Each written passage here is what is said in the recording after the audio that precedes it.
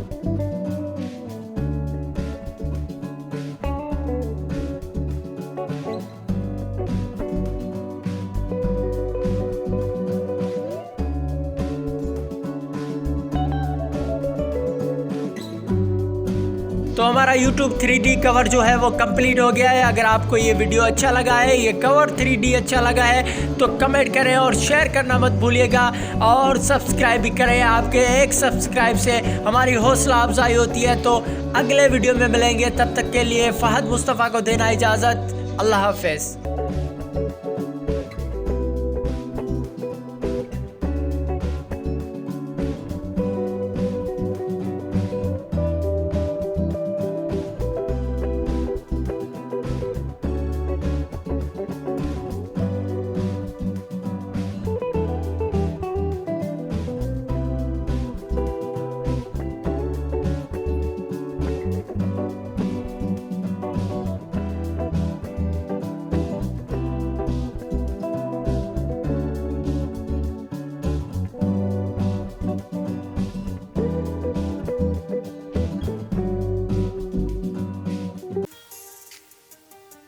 आप सब्सक्राइब करें the Sindhi Chhokro YouTube channel, press the bell button.